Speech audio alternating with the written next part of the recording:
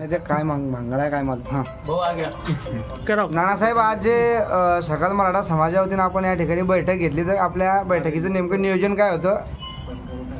माननीय जरांगे पाटील साहेब हे गेल्या 29 तारखेपासून मुंबई येथे आझाद मैदानावर महाराष्ट्रातील सकल मराठा समाजाच्या याच्यासाठी रिझर्वेशनसाठी उपोषणात बसले आहेत आणि आज त्यांचा 4था दिवस आहे आणि त्या ठिकाणी महाराष्ट्रातून प्रचंड अशी समाजाची गर्दी त्या ठिकाणी जमलेली आहे. त्यांना पाठिंबा दर्शवण्यासाठी उद्या दिनांक 2/9/25 रोजी माननीय मुख्यमंत्र्यांना तहसीलदार यांच्यामार्फत त्या ठिकाणी तालुक्यातून मराठा समाजाच्या वतीनं निवेदन द्यायचं आहे.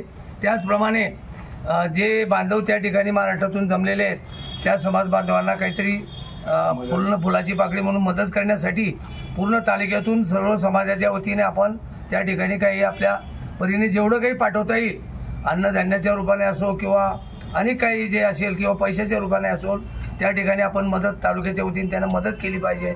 हा एक संकल्प आजच्या या मीटिंगमध्ये आपण केलेला आहे.